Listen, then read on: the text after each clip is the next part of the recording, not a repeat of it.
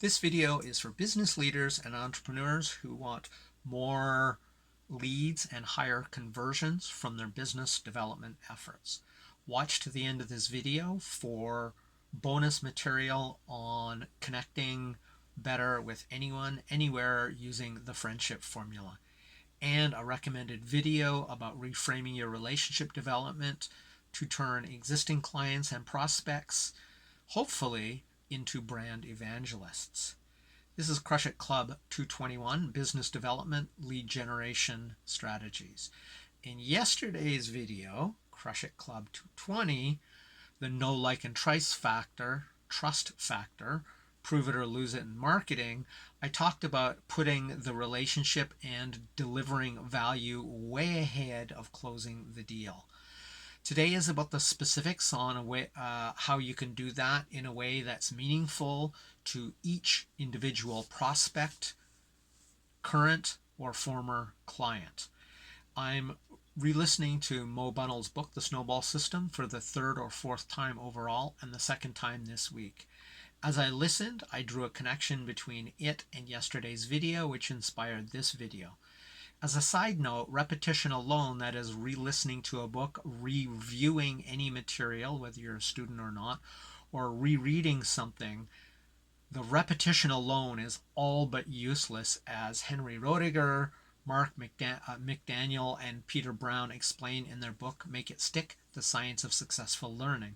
I'm putting that in there because a lot of people think, well, I'll just reread the book and I'll relearn everything.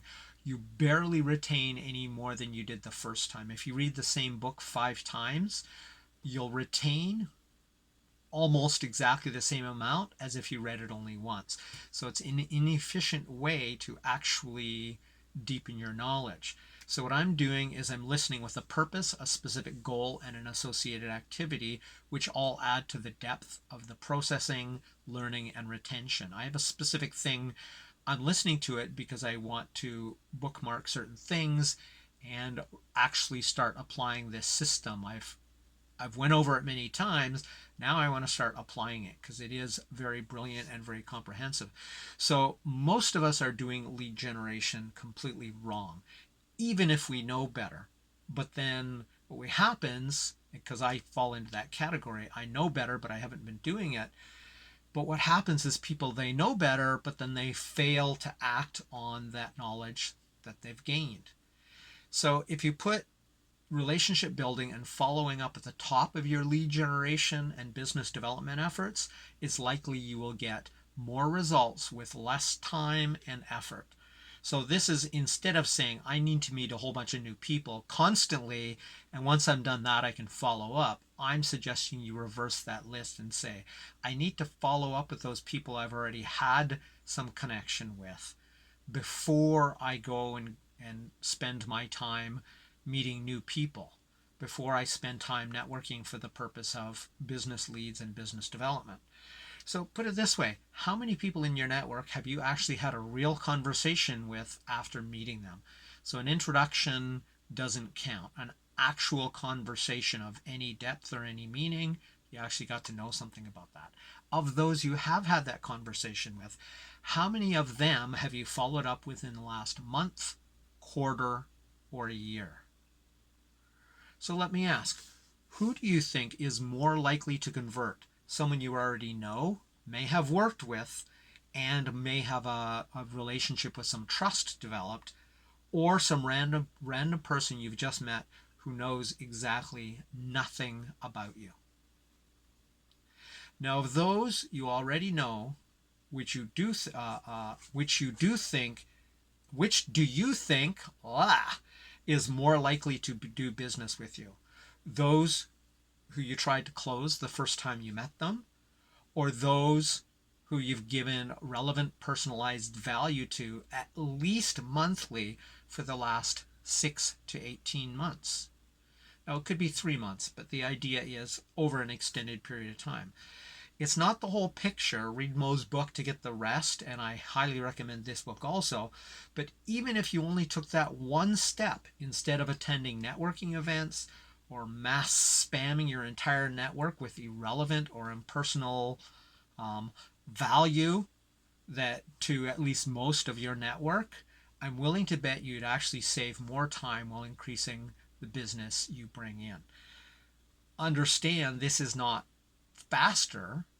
You're not going to meet more people. You're just going to make more business development and likely get more business. So is your goal to just meet more people who you never talk to again? If that's the case, then this is not going to help you. If you're actually trying to make business out of this, then this could be good. So I want to ask you, was this video thus far valuable? Because that's the end of the main part. We're going to go on to the bonus stuff right away. I hope it was. So congratulations, you've made it to the bonus content and recommended video. The friendship formula is from a book by Jack Schaefer and Marvin Carlin. Their book was called The Like Switch and XBI's but it's also a very good book. So we're doing this, though, of course, in relation to business development and follow-up, not getting foreign agents to spy on their country. So there's 4 parts to this formula, and that is frequency, intensity, proximity, and duration. So frequency is pretty self-evident. That is how many times over a period of time you actually connect with, relate to, contact this person.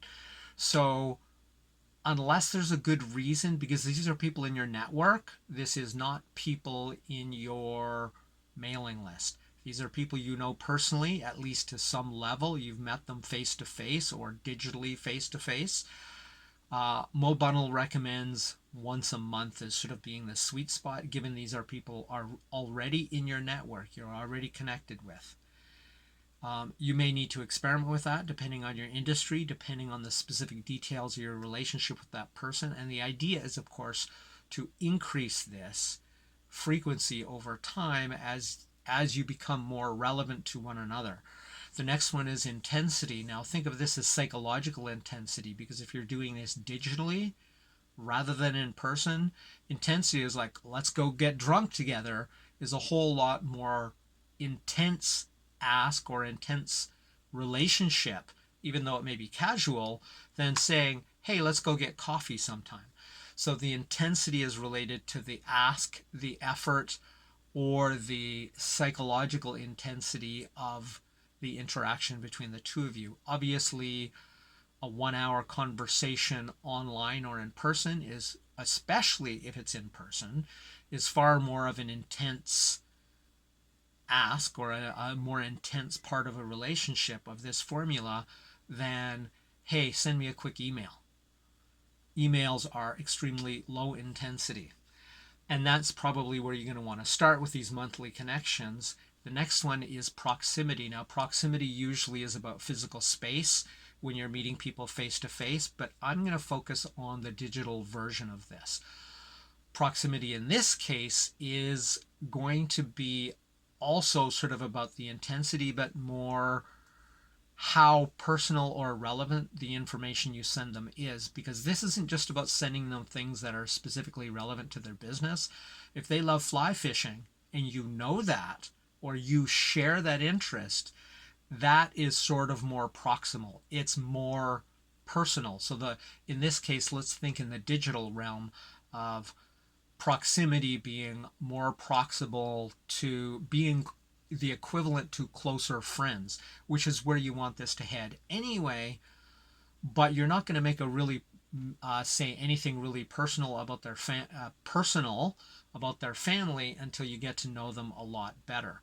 You can ask them how their kids are doing, but you're not going to ask them certain questions because the intensity and the emotional proximity of certain conversation pieces are just not appropriate depending on the level of your relationship, depending on how good of friends, business or otherwise, you are. And then the last one is duration.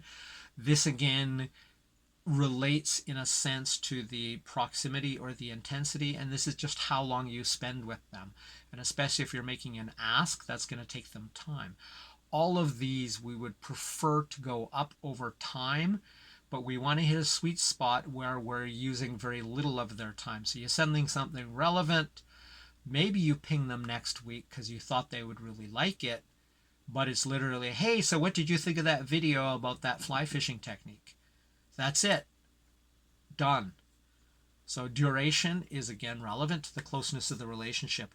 Now, this friendship formula and the book it comes from, I also wholeheartedly recommend this book. It's been many years since I've read it, maybe even a decade, called The Like Switch. So check that out. I've also am going to put a link here, depending on where you watch this, and in the description to a book summary of that book. That is not the recommended video, though. My recommended video is the know, like, and trust factor. Prove it or lose it in marketing. Yes, that's yesterday's video because it really naturally leads into this video, but also because it complements it. It's standalone, but this one delivers related but different high-value content on marketing and relationship development. So I will also put a link there and in the description, and that's it for Crush It Club 221 Business Development Lead Generation Strategies. My name is Tim B. Green. Bye for now.